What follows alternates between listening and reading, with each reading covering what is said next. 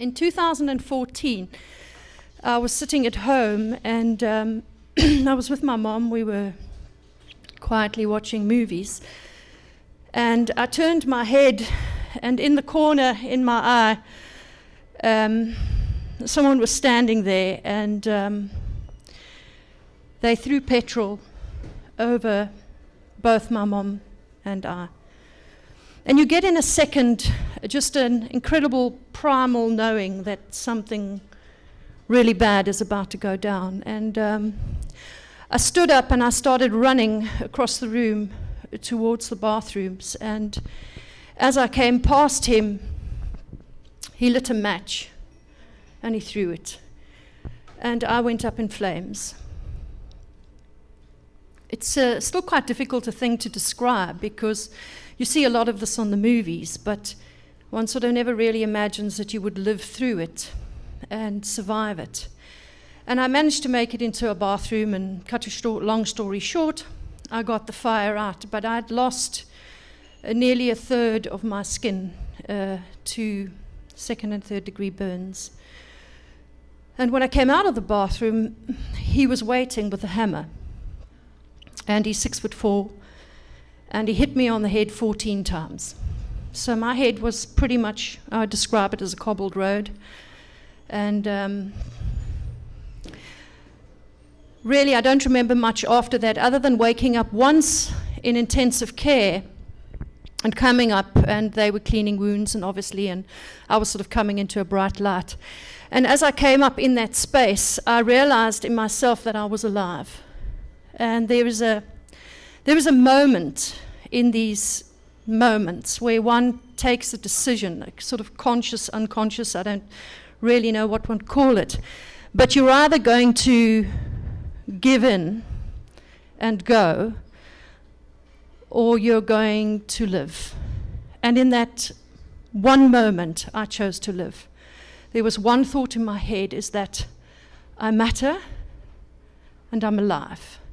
And I went out of it again for a couple of days.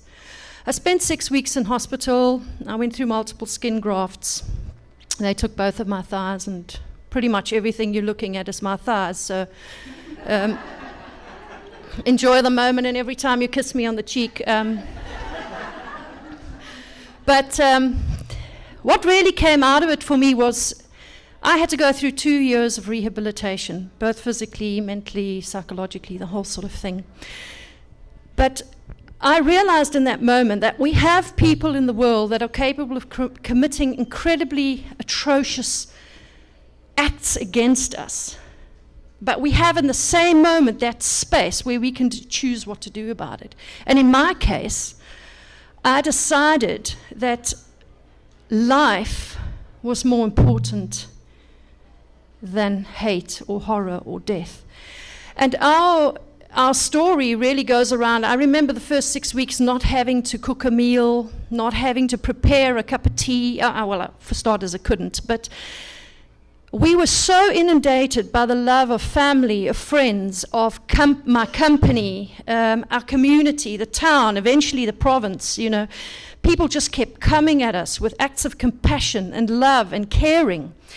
And I had to say at the end of the day that this event that I could measure like this as being something that really horrified me in life and horrified me in what people are capable of doing was completely outweighed by the courage and the compassion and the love and the caring of those around me. And it became such a turning point for me in my own mindset and my own psychology, because there was so much to come back from. But there was an important point in all of this, and that was that there was value. Not only did I know that I had value, but they were reflecting that value back to me.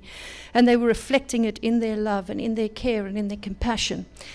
And it was one of those sort of game-changing events that sets you on a different kind of course, where you realize that you have the opportunity to embrace life in all of its fullness and all of its greatness. And in that greatness, we're talking about our vulnerability. I realized that at that point, when I was completely dependent on others to care for me, feed me, clothe me, bandage my wounds, wash me, do all these things that I couldn't do for months. I was carried, and I was carried in love, and I was carried with care.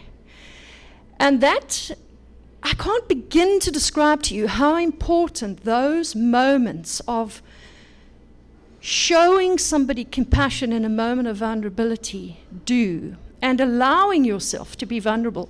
You need to understand perhaps who I am. I've always been the A achiever. I've been the come out at the top of your class, get the BCom, get the masters, cum, please, you don't just get the masters, you come out on top, you run on the fast rank through the business. That's me. And for me to have been transformed into, I'm lying in a bed, I can't use my hands, I can't use my mouth, I can't turn my head, and I am completely and absolutely dependent on the care and the nurturing love of others, whether professional or friends, was a complete game changer in my head. And to have been carried so well and to be supported so well has set me on a completely different course. And I can tell you with an absolute certainty that vulnerability has got to be our greatest strength. Our capacity to process emotion is one of the greatest skills that you can have in life, and it's the difference between dysfunctional and functional.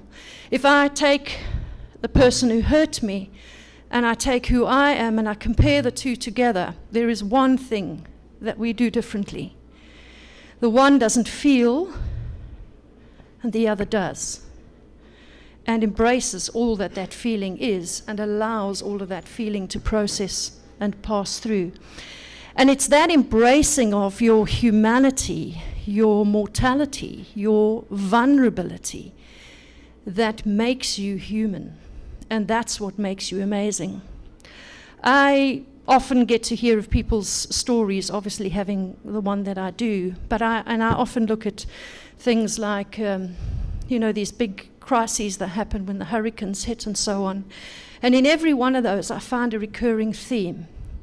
And that is that the human being is capable of digging deep inside themselves and finding a part of themselves that is bigger than their prejudices, than their dislikes, than their issues, and reaching out and with compassion touching other people and drawing them into an experience of what it is to be human. And so I'm really grateful in the strangest kind of way for this event and what it has meant to me. Because even as I've had to reach deep into myself to find the way out of this and to process, and kintsugi, which you mentioned, was the one point that I really like to bring home. The principle of kintsugi, if you compare it to Western philosophy, is that in our society, if it falls on the floor and it shatters, we pick it up and we throw it away. It's broken. In the Japanese philosophy, you gather it all up and you treasure it and you put it back together again, painstakingly. And then if that's not enough, you take the gold and you highlight and you mark out every single crack until it stands out there proud and valuable. And then you take that vessel and you put it back into use and you bring it in and you revere it in your home.